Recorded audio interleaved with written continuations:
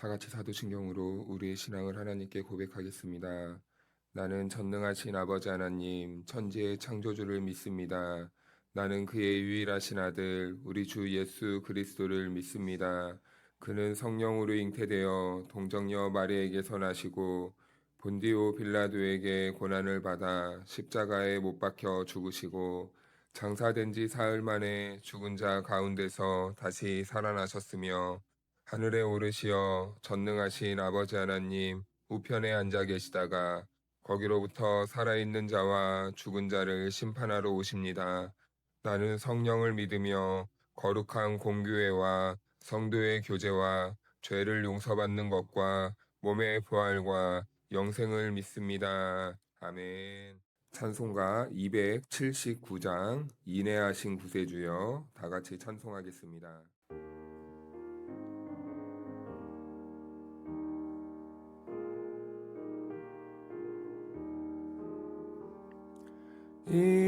인내하신 구세주여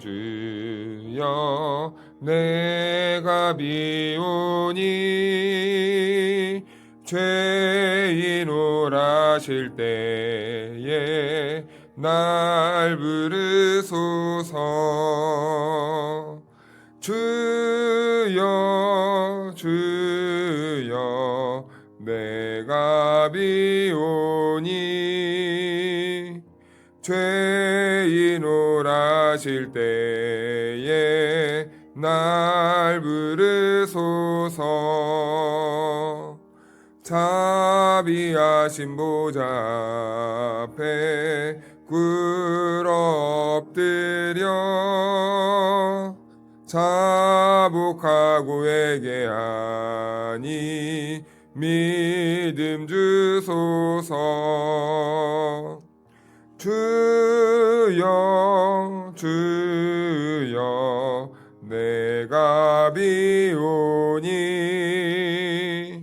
죄인 오라실 때에 날 부르소서. 주의 공로 의지하여 주께 가오니 상한 마음을 고치시고 구원하소서. 주여 주여 내가 비오니 죄인 오라실 때에 날 부르소서. 만복 근원 우리 주여 위로하소서. 우리 주와 같으시니 어디 있을까. 주여 주여 내가 비오니 죄인 오라실 때에 날 부르소서.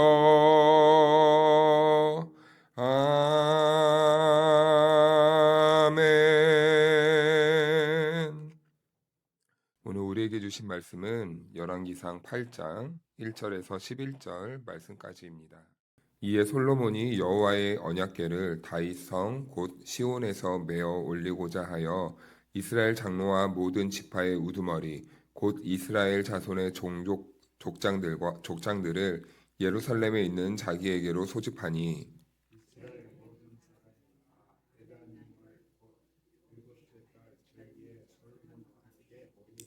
이스라엘 장로들이 다 이름에 제사장들이 궤를 매니라.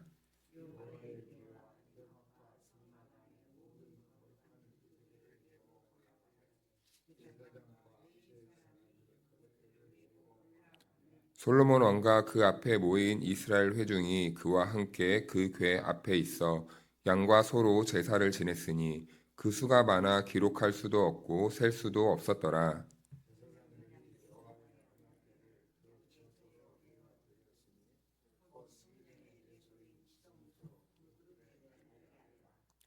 그룹들이 그 궤 처소 위에서 날개를 펴서 궤와 그 채를 덮었는데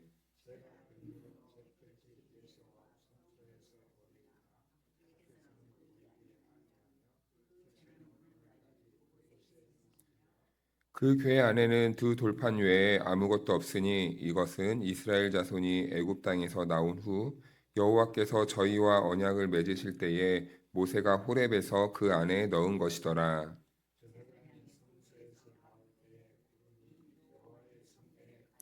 함께 읽겠습니다. 제사장이 그 구름으로 말미암아 능히 서서 섬기지 못하였으니 이는 여호와의 영광이 여호와의 성전에 가득함이었더라. 아멘. 할렐루야. 하나님의 은혜와 평강이 우리 모두에게 함께하기를 주님의 이름으로 축원하고 축복합니다. 네, 오늘 본문은 이스라엘의 지금 신앙의 중심이 어디로 흘러가고 있는지 그 내용을 담고 있는 본문이라고 할 수 있겠습니다. 열왕기서는 또 말씀드리지만 이스라엘이 망한 후에요.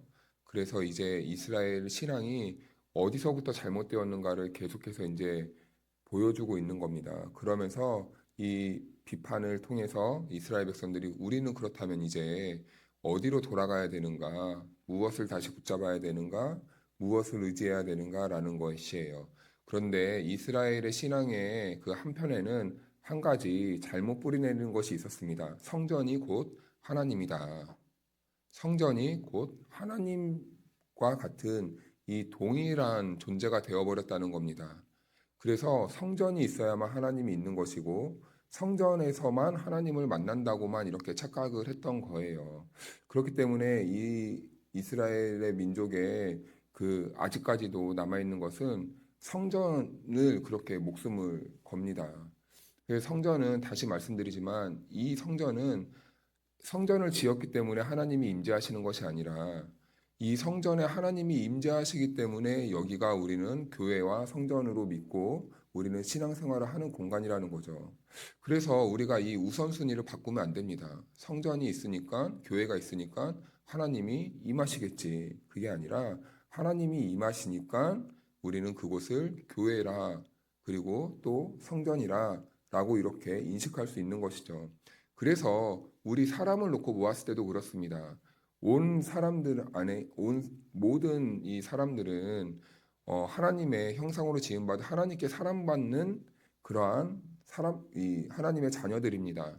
그런데 그 하나님의 사람들이라고 할지라도 그 안에 하나님의 임재가 없으면 그 사람들은 그리스도인이라고 하지 않죠.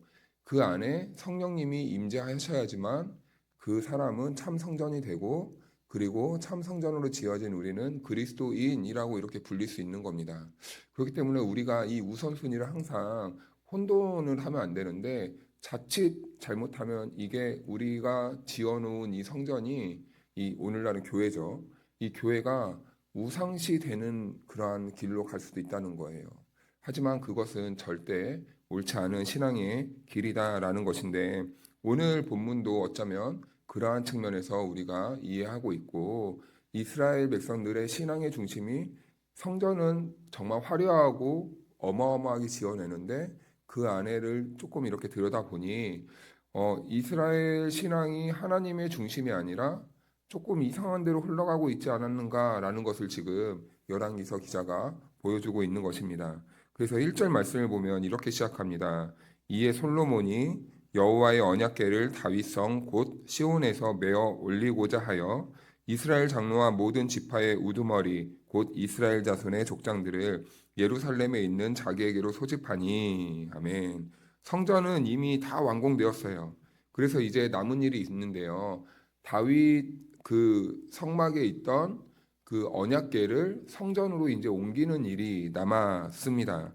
겉으로 보기에는 이것은 단순한 이동하는 것처럼 보일 수도 있지만 사실은 이스라엘 백성들 입장에서는 지금 이 일은 굉장히 부담스럽고 두렵고 떨리는 일이에요.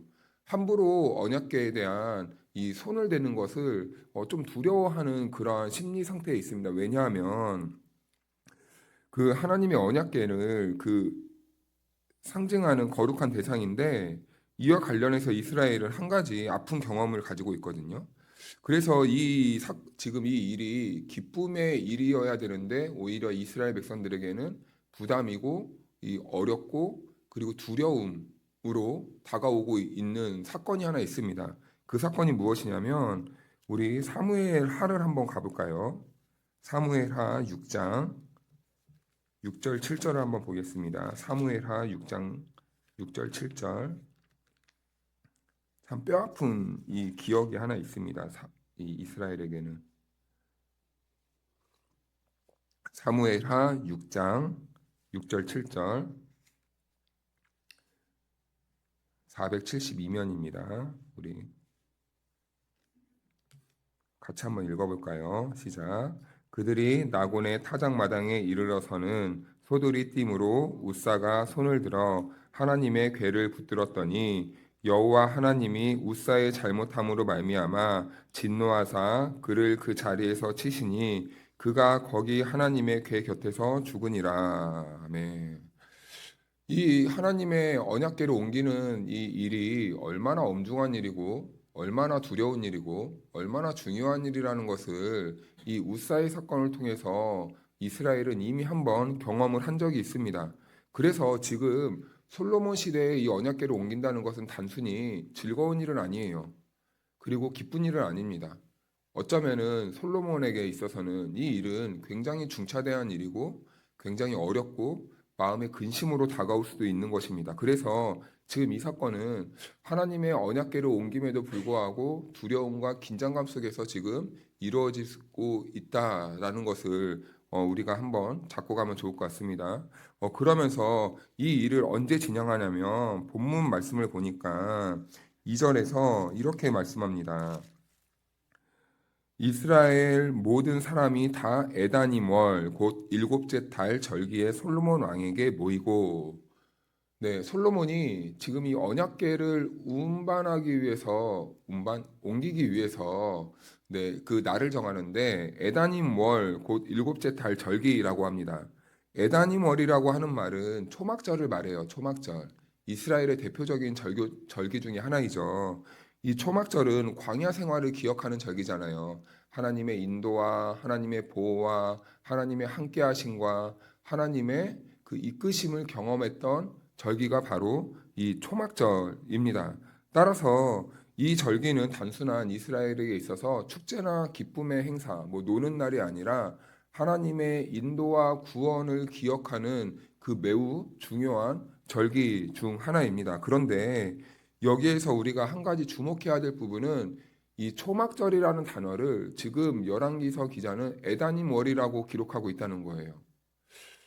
왜 굳이 이 단어를 기록했을까요? 이 단어는 어디에서 사용하는 단어이냐면 가나안 지방에서 사용하는 단어입니다. 에다님 월이라는 말은 히브리어가 아니라 가나안 지역에 사용하는 언어인데, 자, 그렇다면 지금 이 단어를 의도적으로 사용했다면 지금 한 가지 보여주고 싶은 게 있다는 거예요. 하나님의 구원과 인도를 상징하는 그 초막절을 가나안 언어로 하나님과 대척을 이루고 있는 가나안 언어로 지금 에다님 월이라는 단어를 사용했다면 지금 히브리인들의 그런 신앙의 중심에 약간 지금 균열이 생기고 있고 뭔가 잘못된 문화와 가치관들과 세계관이 지금 들어와 있다는 것을 보여주고 있는 겁니다.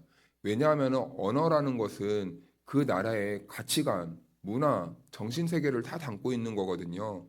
그래서 지금 이스라엘 백성들에게 이 가나안화가 지금 되고 있다는 것을 지금 보여주고 있는데, 근데 그럴 법도 합니다. 왜냐하면은 사사기부터 여호수아 사사기 그리고 사무엘 상하 이어지는 것이 바로 열왕기 상하잖아요. 그러니까 이 열왕기 상하는 그냥 다른 이야기를 뚝 띄어서 온 게 아니라 사사기 시대로부터 계속 흘러나오는 맥을 이어가고 있는 거예요. 그러니까 이스라엘은 지금요 신앙이 좋은 상태가 아니에요. 이 열왕기서를 바탕으로 또 선지자들이 외쳤던 언어들이 무엇입니까? 우리가 읽고 있는 이사야, 예레미야, 호세야, 미가야 이런 선지자들의 외침이 다 이 열왕기 상하 시대 때 있었던 것을 기초로 하고 있는 거예요.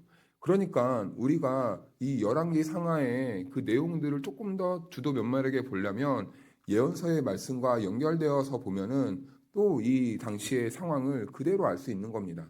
그렇기 때문에 열왕기 상하는 좋은 이야기가 아니에요. 선지자의 매우 날카롭고 매우 이 찌르는 듯한 그 아픔이 있는 책이 바로 이 열왕기 상하입니다. 그렇기 때문에 지금 이 열왕기서를 기록한 사람은 이러한 장치들을 통해서 지금 이스라엘이 어떠한 상태에 있었는가를 보여주고 있는 겁니다. 지금 겉으로는 절기를 지키고 있고 겉으로는 언약궤를 지키고 있는 것 같아 보이지만 그들의 정신세계나 모든 이런 문화나 가치관들은 다 가나안화 되고 있었다는 거예요. 이 이방인화 되고 있었다는 겁니다. 그래서 겉으로는 하나님을 잘 기억하고 절기를 지키고 있는 것 같지만 그 내면은 가만히 보니까 정서를 들여다보니까 점점 다른 길로 흘러가고 있었다. 그것은 솔로몬도 예외가 아니었다라는 것을 보여주고 있는 거예요. 그래서 이제 5절 말씀을 보면 이렇게 말씀하고 있거든요. 솔로몬 왕과 그 앞에 모인 이스라엘 회중이 그와 함께 그 궤 앞에 있어 양과 소로 제사를 지냈으니 그 수가 많아 기록할 수도 없고 셀 수도 없었더라. 이 장면을 보니까 언약궤를 옮기는 과정에서 엄청난 제사가 드려집니다. 솔로몬이 하나님 꿈속에서 하나님을 만나기 전에 1천 번제를 드렸다고 했을 때 그 1천 마리의 번제물을 기록했을 정도로 그 많은 양을 했는데 그런데 지금 이 언약궤를 옮기는 그 과정에서는요 그보다 더 셀 수도 없는 제물들이 드려졌나 봐요. 그래서 그 숫자를 셀 수도 없다, 짐작할 수도 없다라는 겁니다. 그래서 이 본문을 우리가 보면요, 어, 제가 제가 성경을 이렇게 주석을 이렇게 볼 때 참고할 때 신학은 거의 통합이지만 성경을 주석할 때는 대부분 어, 합동측 거를 많이 봐요. 왜냐하면 합동측 주석이 말씀을 이렇게 이해하거나 해석할 때 참 하나님 중심으로 이렇게 비켜가지 않거든요. 그런데 그럼에도 불구하고 참 이 모습을 보면서 제가 이 본문을 예전에 보면서 우리도 이렇게 하나님께 헌신해야 됩니다. 희생해야 됩니다. 이런 종류의 참 이 설교로 많이 들어왔거든요. 하나님의 법궤 앞에서 뭐 예배 드리는 모습을 보십시오. 막 그러면서. 그런데 여기에서는 그런 열심으로 표현되는 것이 아니라 여기에는 참 이스라엘 백성들의 이 열심으로 표현되는 것이 아니라 이것을 자세히 보면요. 중요한 요소가 하나 빠져 있다는 거예요. 기쁨과 즐거움이 없이 하나님 앞에서 두려움으로 이 일을 지금 하고 있다라는 것이 드러나고 있다는 겁니다. 다윗 시대 때는 다윗이 하나님의 언약궤를 가지고 올 때 대표적인 사건이 하나 있죠. 하나님의 언약궤를 들어올 때 기뻐하고 즐거워하고 자기 옷이 훌러덩 벗겨질 정도로 정신이 나갈 미친 사람처럼 막 기뻐했습니다. 그런데 오늘 이 말씀을 볼 때는 이스라엘 백성들은 긴장하고 있는 거예요. 그런 하나님의 언약궤를 모셔온다고는 하지만 즐거움과 기쁨이 없는 겁니다. 단순히 어떠한 죄의적으로 그리고 두려워서 그리고 이것을 어떻게 할까라는 이런 염려와 이런 것들이 다 담겨져 있다는 거예요. 그래서 지금 드러나는 분위기는 단순히 종교적인 행위에 가깝다라는 겁니다. 그래서 이 점은 신앙의 중요한 특징을 보여주죠. 하나님과의 관계가 살아있을 땐 우리 안에 하나님의 관계가 매우 살아있을 때는요, 우리가 하나님 앞에 예배드릴 때요, 기뻐요. 뭘 해도 기뻐요. 앞에서 무슨 찬양을 해도 기쁘고, 앞에서 무슨 말을 해도 기쁘고, 앞에서 뭐 기도자가 뭐 실수를 했다거나 아니면은 뭐 예배 때 큰 뭐 방해가 있었어도 마냥 기뻐요. 그런데요, 우리 안에요, 하나님과의 관계가요, 점점 약해지고 시들시들해지면요, 다 싫어요. 다 삐딱해요. 다 하기 싫은 거예요. 불편한 거예요. 그러면서 어떻게 됩니까? 막 이것을 왜 우리의 예배가 왜 이러냐 비판으로 들어가면서 막 이제 이래야 된다 저래야 된다 이렇게 해야 된다 저렇게 해야 된다. 그런데 아프리카나 이런데 정말 하나님의 이 성령의 임재가 충만한 그런 모습을 예배드리는 모습 보잖아요. 참 놀라운 게 있어요. 아프리카 사람들은 참이 음악성이 되게 좋거든요. 키보드 하나가 없습니다. 근데 영상을 보면요, 그냥 생 목으로 노래를 부르는 거예요. 근데요, 1시간, 2시간 찬양을 해요. 근데 우리는 막 20분, 30분 안에도 성도들 지루해질까 봐 아는 찬양으로 막 이렇게 넣잖아요. 근데 찬양을요, 많이 안 해요. 한두 곡으로 계속 반복해서 해도 막 펄쩍펄쩍 뛰면서 기뻐하면서 예배를 합니다. 왜 그럴까요, 여러분? 근데 우리는 어느새 예배 시간 때 많은 순서들로 막 이렇게 들어와 있는데도 불구하고 예배가 때로는 힘들고 답답하고, 그리고 우리 예배는 왜 이래? 이러고, 그리고 왜 우리는 이런 거 안 해? 옆에 교회는 잘만 하더만. 이러고, 예배가 이렇게 된다면 여러분, 그것은 예배가 문제입니까? 우리가 문제입니까? 우리가 문제라는 거예요, 우리가. 여러분, 이건 참 중요한 문제입니다. 하나님 앞에서 우리가 즐겁고 기쁘고 뛰면서 예배를 드려도 좋은 건 좋은 건데 싫어지는 거예요. 어려워지는 겁니다. 그러면서 이제 8절 말씀을 보면, 채가 길모로 채끝이 내 소 앞 성소에서 보이나 밖에서는 보이지 아니하며 그 채는 오늘까지 그곳에 있으며, 그 채는 오늘까지 그곳에 있다라고 이렇게 말을 합니다. 언약궤는 이 채는 언약궤를 메고 갈 때 쓰는 이 막대기 같은 거예요. 막대기가 거기 오늘까지 그곳에 있으며라고 말을 하는 겁니다. 그러니까 이 성전이 완성되어서 하나님이 거하시는 장소가 마련되었다면 더 이상 이제 이동을 해야 될 필요가 없잖아요.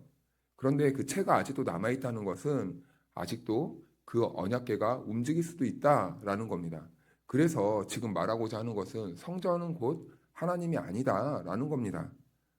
그런데 사무엘하 7장 6절에서 이렇게 말하고 제가 읽어드리겠습니다. 내가 이스라엘 자손을 애굽에서 인도하여 내던 날부터 오늘까지 집에 살지 아니하고 장막과 성막 안에서 다녔나니. 아멘. 이 말씀을 보면요, 하나님은 어떠한 특정 건물에만 존재하시는 분이 아니라는 거예요. 그런데 이스라엘 백성들은요, 성전이 곧 하나님이다라는 겁니다. 성전이 필요 없다는 게 아니라 성전을 하나님화 시켜버린 거예요. 이것은 금송아지를 만든 행위와 똑같은 겁니다. 성전을 보면 하나님이 있어야만 되는 거예요. 그러니까 이스라엘의 신앙은요, 하나님을요, 그곳에만 모셔두고 싶었던 거예요. 우리 하나님만 돼야만 됐던 겁니다. 우리 유다 땅에만 있어야 된다고 생각을 해버렸던 거예요. 그런데 하나님은 절대 그런 분이 아니라, 하나님은 성막을 짓고 성소를 짓고 이 성전을 짓고 교회를 짓는 것은 이곳에만 내가 있는 것이 아니라 이곳에 내가 너희와 함께 한다는 것을 상징적으로 보여주기 위해서, 하나님의 임재를 보여주기 위해서 이렇게 말씀하고 있는 것이죠. 그래서 마지막을 보면, 이제 본문 11절을 보면, 제사장이 그 구름으로 말미암아 능히 서서 섬기지 못하였으니 이는 여호와의 영광이 여호와의 성전에 가득함이었더라. 아멘.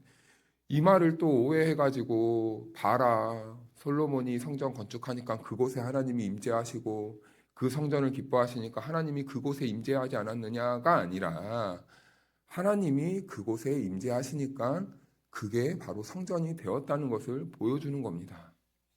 이스라엘 공동체에 구름 기둥과 불 기둥으로 하나님이 늘 함께 하시니까 그곳이 하나님의 나라요, 하나님의 백성이고 하나님의 자녀고 하나님이 택한 공동체가 된 것이지, 이스라엘이 잘나가지고 하나님이 그곳에만 임재하신 게 아니다라는 겁니다. 우린 이것을 볼 때 우리도 마찬가지입니다. 우리도요, 빈 껍데기만 그리스도인일 수도 있어요. 내 안에 하나님의 임재가 없고 내 안에 성령 충만함이 없는데 우리는 무늬로만 그리스도인으로 살아갈 수가 있다라는 것입니다. 예배 자리에 참여하고 봉사만 드리고 그리고 우리가 신앙적인 행위만 한다고 해서 그 사람은 그리스도인이 아니고, 그 안에 하나님이 임재해야지만 참 그리스도인이 될 수 있다라는 것입니다. 그래서 우리는 오늘 이 질문 앞에 서게 됩니다. 우리 신앙의 기준은 무엇입니까? 우리는 지금 무엇을 붙잡고 있습니까? 우리는 지금 무엇으로 가치를 판단하고 우리의 신앙의 모든 중심은 지금 무엇으로 세워지고 있습니까? 그래서 신앙의 핵심은 여기에 있는 거죠. 하나님이 우리의 중심이 되는가? 하나님이 우리의 모든 삶의 가치의 기준점이 되어주시는가? 사랑하는 여러분, 오늘 이 말씀을 통해 다시 하나님께서는 우리가 무엇을 바라보아야 되는지 다시 조명해 주십니다. 우리의 중심, 우리의 삶의 기준, 오롯이 하나님만 될 수 있기를 주님의 이름으로 축복합니다. 우리 기도하겠습니다. 하나님 아버지, 오늘도 우리를 예배의 자리로 부르시고 말씀 앞에 다시 서게 하시니 감사합니다. 하나님, 우리는 하나님을 섬긴다고 하면서도 어느 순간 하나님보다 다른 것에 마음을 빼앗기고 다른 것에 더 중심을 두고 살아갈 때가 있지 않았는지 돌아봅니다. 혹시나 우리의 신앙생활이 형식은 남아있지만 마음은 멀어지고 열심은 남아있지만 주님과의 관계는 식어버린 우리의 모습이 아닌지 이 시간 진실하게 돌아보게 됩니다. 하나님, 우리의 중심을 다시 붙잡아 주옵소서. 보이는 것과 결과가 아니라 하나님을 기준으로 살아가게 하시고 하나님의 임재를 가장 귀하게 여기는 우리들의 삶이 되도록 인도하여 주시옵소서. 하나님, 이 시간 우리들의 마음 가운데 마음의 눌림과 갈등과 경제적인 부담과 미래에 대한 불안과 가정과 자녀와 직장과 모든 하나님의 사역 속에 감당해야 될 무게들이 있습니까? 주님이 모든 자리 위에 직접 찾아가 주옵소서. 사람의 방법이 아니라 하나님의 도우심을 경험하게 하시고 막혀있는 문제들 속에 길을 열어주시는 은혜를 경험하게 도와주시옵소서. 우리가 이 시간 기도할 때 낙심하지 않게 하시고 보이지 않아도 하나님이 일하고 계심을 믿게 하시며 응답하시는 하나님을 실제로 경험하는 이 새벽의 시간이 되게 도와주시옵소서. 하나님, 오늘 하루 그 하나님께 걸음을 맡겨드립니다. 분주함 속에서도 하나님을 놓치지 않게 하시고 작은 선택과 말 한마디와 행동 속에서도 주님과 동행하는 우리들의 삶이 되게 인도하여 주옵소서. 우리의 삶이 단순한 반복이 아니라 하나님의 임재가 머무는 자리가 되게 하여 주옵소서. 예수님의 이름으로 기도하옵나이다. 아멘.